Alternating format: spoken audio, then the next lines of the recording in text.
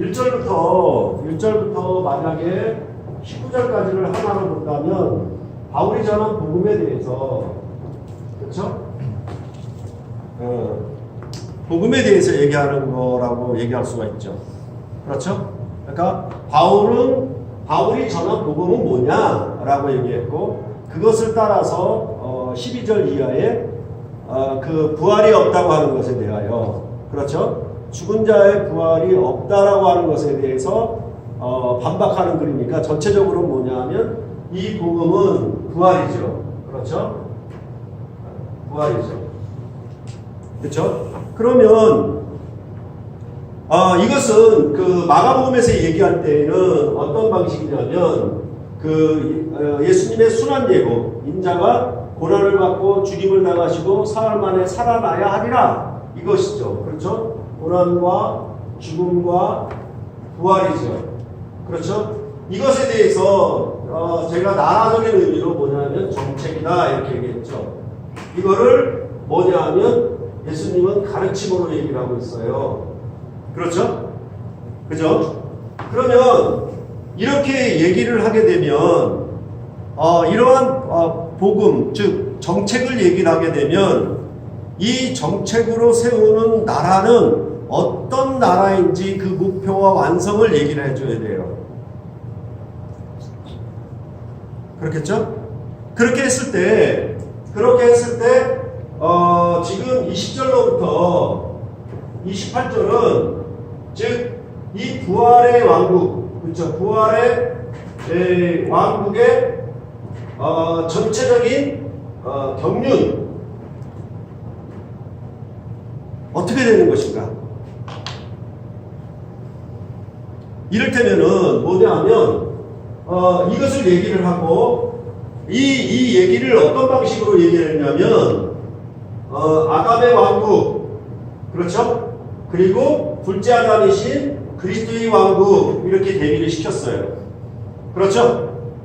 됐습니까? 나라와 나라죠. 그렇죠? 그럴 때 이 나라는 뭐냐면 죄와 사망의 통치하에 있는 나라고, 이 나라는 뭐냐면 죄와 사망의 통치를 벗어난 나라예요. 아시겠죠? 그렇죠? 그러면 이것을 그대로 가져오다 보면 만약에 애굽 그리고 가나안 땅에 여호와 하나님의 나라 이렇게 얘기를 했을 때, 그렇죠? 이렇게 얘기를 했을 때 이 나라에서 이 나라로 가고 이 나라에서 이 나라로 가는 중간 절차가 있어요. 반드시 거쳐야 되는 거 뭐가 있습니까? 대접. 응? 싸움. 네? 싸움. 아니요. 이 나라에서 이 나라로 가입하게 되려면 세례가 있어야 되죠. 그렇죠? 그랬을 때 지금은 무슨 얘기를 하고 있냐면 그리스도의 나라가 시작됐다. 부활의 첫 열매다. 아시겠어요? 아시겠어요? 그것이 어떻게 되는 거다? 이렇게 완성될 것이다. 오케이? 그죠? 그렇다면 이 나라로 세례받은 백성들은, 이 나라에 속한 백성들은 어떻게 살 것이냐? 이렇게 살아야 될 거 아닙니까? 그쵸? 그것을 어떻게 29절 이하에 34절까지 말씀하고 있는 거예요. 주로 세례죠. 전체적으로. 아시겠어요? 그러니까 이러한 구조는 뭐냐면 어떻게 나오냐면 우리가 애굽에서 나왔죠. 그렇죠? 애굽에서 나와서 홍해를 건넜잖아요. 그렇죠? 네, 여기에 속했단 말이에요. 이제 이들이 나온 것은 뭐냐면 군대로 나왔어요. 그 군대로 나왔을 때 그들이 시내산에서 언약을 맺었어요. 이 언약이 뭐냐면 가르침이에요. 언약 공동체에게 주신 율법이 가르침이라고 그랬죠. 그 가르침으로 이루는 나라, 십계명 백성들이 행할 법규들 얘기하고 그 다음에 뭘 얘기를 했어요? 가나안 땅 정복에 대해서 얘기를 했잖아요. 그런 다음에 어떻게 해요? 24장에 이 전체적인 언약에 대해서 체결에 들어갔던 것이죠.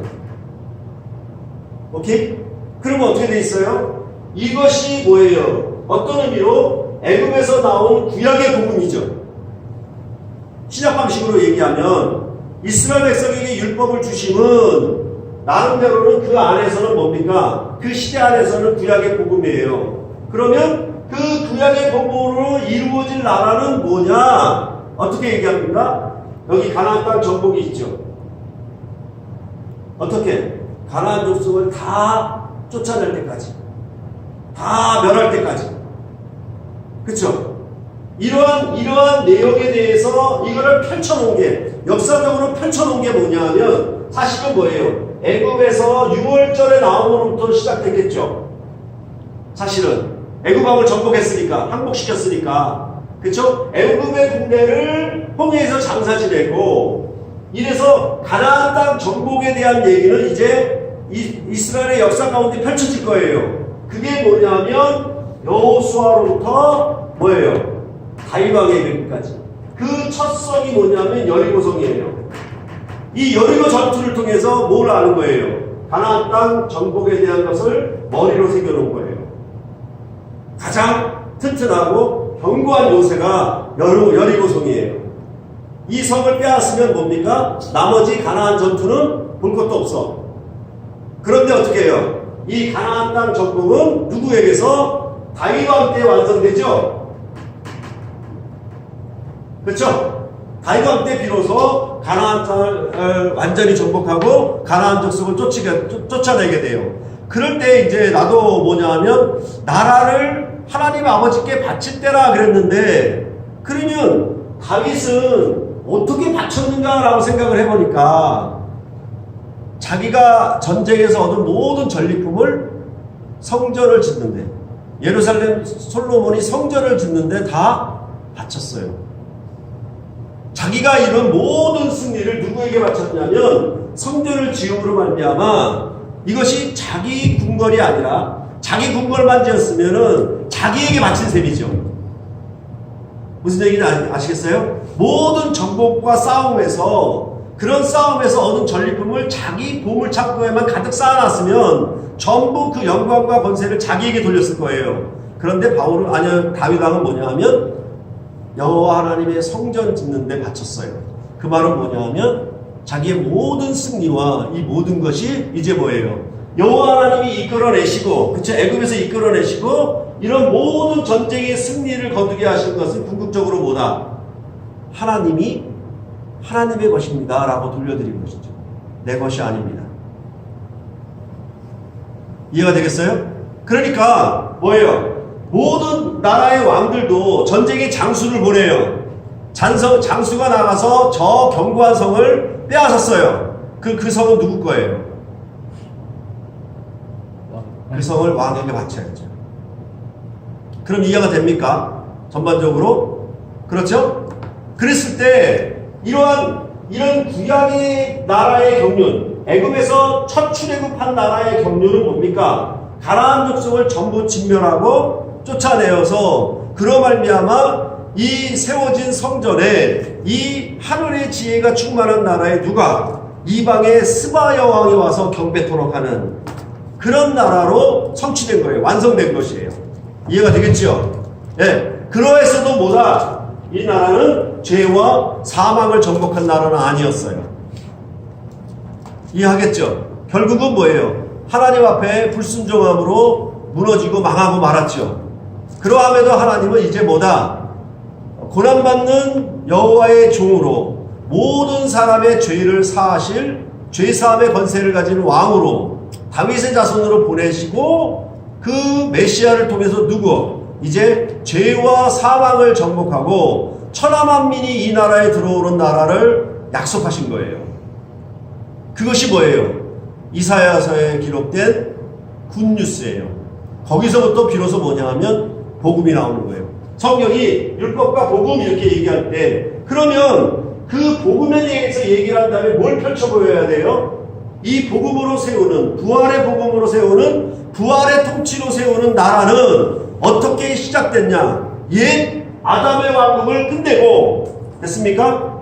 죄와 죽음이 왕노릇하는 나라를 끝내고 왜? 여긴 대표 개념이에요. 항상 아시겠어요? 한 사람으로 말미암아 됐습니까? 대표 개념이에요. 아시겠어요? 그로 말미암아 뭐다? 이제 생명과 의가 왕노릇하는 그런 나라가 열렸다. 시작됐다. 그러면 그 나라의 시작과 정복과 완성은 어떻게 되는 것이냐라고 그 나라의 정경륜을 펼쳐 보이는 거예요. 그렇죠? 무슨 말인지 알겠어요? 그러니까 정권 초창기에는 뭡니까? 항상 내가 이 정책을 세움으로 말미암아 대한민국이 내가 5년 통치하고 나면 어떠한 미래가 있을 것입니다 라고 얘기를 해줘야 맞지. 맞습니까? 그 일에 뭡니까? 국민 여러분들이 함께해서 이 정책을 지지해서 뭐예요? 이 나라가 이루려고 하는 목표를 우리가 달성합시다 이렇게 되겠죠? 무슨 말인지 알겠죠? 전체적으로 그렇게 지금은 설명하고 있는 거예요. 그런 다음에 그러면 이 나라에 세례받아 사는 백성들의 삶이 뭐냐 이렇게 얘기를 해야 되겠죠. 세례받아서 그 나라에 가입했잖아. 그렇죠? 그러면 그 나라에 속한 백성들의 삶은 뭐냐 그렇게 얘기할 때 29절부터 34절이 설명하는 거예요. 그런 다음에 죽은 자는 어떻게 부활의 몸을 입느냐라는 새로운 질문으로 들어간 거죠. 오케이? 오케이? 그러니까 이러한 패턴들은 뭡니까? 이러한 패턴들은 똑같잖아요. 뭐냐면 우리가 언약을 맺어서 결혼을 해서 어떻게 하자? 앞으로 이런 가정을 만들자. 이런 것들이 다 포함되어 있겠죠. 네? 무슨 말인지 알겠습니까? 네? 이해가 되죠? 이러한 것들은 어떻게 된다? 로마서를 한번 보세요. 로마서 5장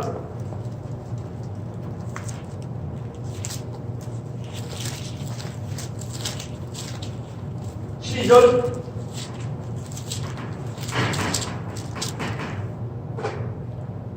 부터 21절까지 여러분들 읽어보세요. 거기도 뭐다? 한 사람으로 말미암아 이렇게 들어오죠? 됐어요? 그렇죠? 그런데 15절에 가면 뭐예요? 이제 한 사람 또한 한 사람 예수 그리스도의 은혜로 말미암아 성분이 많은 사람에게 넘쳤다 이렇게 얘기를 해요. 아시겠어요? 여기도 뭐가 얘기하고 있습니까? 아담의 왕국 즉 사망이 왕노릇하는 왕국 이건 아담의 왕국이 아담의 범죄로 말미암아 그랬죠? 이제 예수 그리스도의 왕국이 도래했어요. 그렇죠? 그렇죠? 여기는 뭐다? 여기는 죽음이 왕노릇했는데 여기는 생명이 왕노릇해요. 그렇죠? 됐습니까? 에?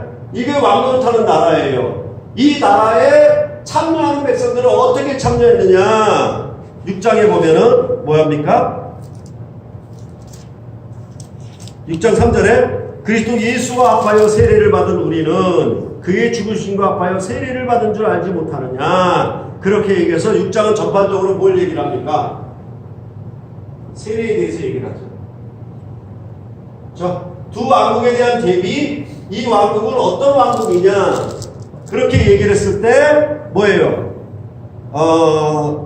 이제 이 의가 왕노릇하여 영생에 이르는 나라다 설명을 하고 그 다음에 이 나라에 참여해서 그 나라 백성이 된 세례된 백성은 어떻게 살아가는 것이냐 그에 대해서 설명하는 흐름이 되어 있어요. 똑같죠?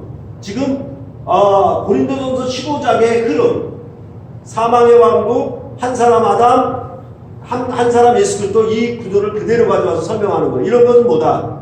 실제로 모든 나라를 설명할 때 같은 패턴을 가지게 돼 있어요. 이해가 됐습니까? 아시겠어요? 그죠? 그런 흐름을 전체적으로 잡아놓고 봐야 돼요. 29절부터 34절. 그런데 이제 문제는 29절이죠. 요거는 여러분들이 더 연구를 해보세요. 다음 주니까. 이해가 되겠죠? 그렇게 하고 지금 15장을 보면 여러분들이 해야 되는 건 뭐냐면 지금 20절부터 22절 그리고 23절에 그러나 20절에 그러나 23절에 그러나 나왔죠. 그렇죠? 됐습니까? 그렇죠? 그래서 그 23절부터 26절까지 하나 또 봤죠? 그 다음에 27절부터 28절 그렇게 봐도 되고 아니면 뒤에 연결시켜도 봐도 되고 아시겠습니까? 이제 그로 말미암아 뭐예요? 창조된 세계에 아담을 왕으로 세웠는데 그게 실패했어. 그렇죠? 그럼에도 불구하고 이제 새로운 한 사람을 보내서 뭐예요? 아까 경기 집사 얘기했던 것처럼 이 실패한 역사를 하나님은 그의 신실하심으로 완성하실 거예요. 누구를 통해서? 예수 그리스도의 순종하심을 통해서. 그렇죠? 그래서 지금 뭐합니까? 이제 모든 만물이 그 발 아래 복종하는 때가 남아있단 말이에요. 알겠습니까? 그렇죠? 그런 내용을 볼 때 지금 그 고린도서는 이 부활의 복음이잖아요. 그러니까 어떻게 해줘야 돼요? 우리의 모든 삶을 만약에 민주주의 국가라면 대한민국은 민주공화국이다라는 것으로부터 모든 국민의 삶을 해석이 들어가야 되는 거죠. 맞습니까? 그러니까 뭐냐 하면 이런 정복, 차례대로 정복, 그거 어떻게 하는 거냐? 우리는 어떻게 영적 전투에 참여한 것이냐? 그죠? 그죠? 단순히 나는 예수 믿었으니까 차례만 기다리면 된다는 얘기냐? 그런 얘기가 아니라 이 정복에 뭐예요? 이거는 뭐 전투고 그의 군대로서 참여한다는 얘기죠. 그렇죠? 그럼 이걸 어떻게 하느냐? 뭐예요? 이것을 지켜내야 되잖아. 유다서처럼 믿음의 도를 지키기 위하여 힘써 싸우라 이렇게 했던 것처럼 이걸 지켜줘야 되잖아. 누가? 주님의 몸된 교회가 이걸 지켜내야 되잖아요. 이 부활의 복음을 지켜내야 된다고. 아시겠어요? 그러면 어떤 싸움이 일어나느냐? 1장부터 4장 무슨 싸움? 분쟁에 대한 싸움. 이걸 뭐로? 십자가의 도로 화평하게 하나 되는 거예요. 지금 싸우고 있는 거예요. 무슨 얘기인지 아시겠어요? 그죠? 그리고 뭐예요? 십자가의 도로 한 몸 되는 것. 어떻게 하겠습니까? 한 몸이 아닌 것으로 분리시키는 것. 그쵸? 그리스도 안에 한 몸 된 하늘 가족인 것을 분리시키는 것으로부터 여러분들 뭐합니까? 싸워내야 되겠죠? 아시겠어요? 한 몸 안에서 먹고 마시는 교제. 아시겠어요? 무슨 얘기인지 아시냐고. 그러니까 쉽게 얘기하면 여러분들이 뭡니까? 이렇게 모여있는 거 그리고 주중 모임을 갖는다는 거 이런 모든 것들은 뭡니까? 진리에 대한 싸움을 하고 있는 것이죠. 부활의 복음에 비추어서.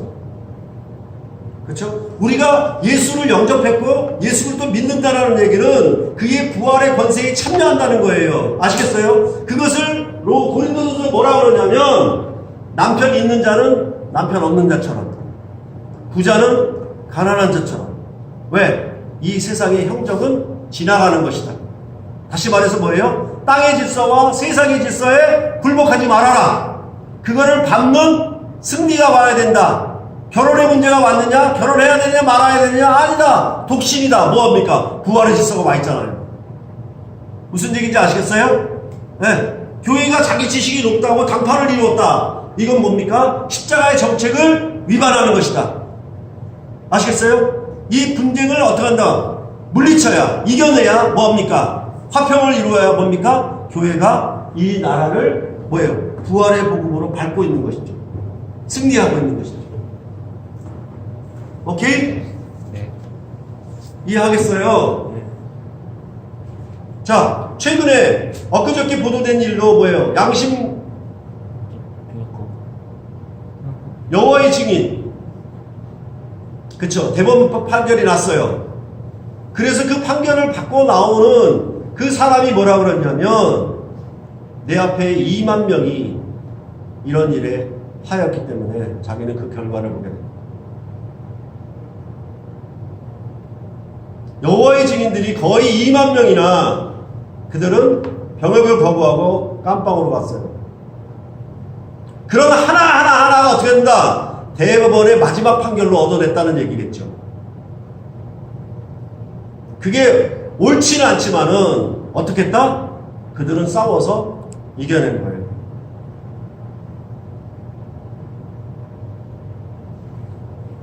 이해하시겠어요? 무슨 말인지?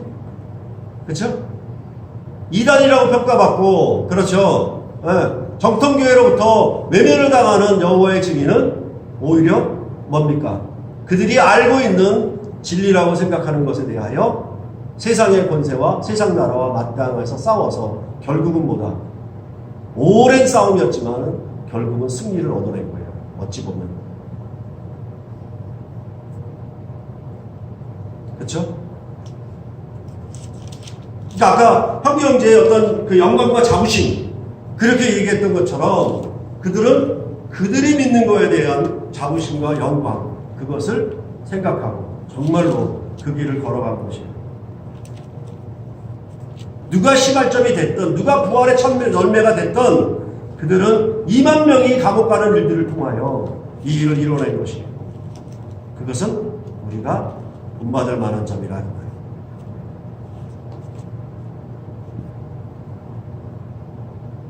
이해하겠죠? 무슨 말인지? 그죠? 네. 우리가 믿는 복음에 대하여 참으로 이 확실을 진리로 역사 가운데 완전히 드러난 그런 성취로 말미암은 부활. 그렇죠? 이제는 더 이상 핑계할 수 없고 숨을 수 없고 감출 수 없는 역사적 성취를 통하여 나타난 부활의 복음을 여러분들은 가슴에 담고 그것을 위하여 그 나라를 위하여 이 복음으로 교회를 세우는 일에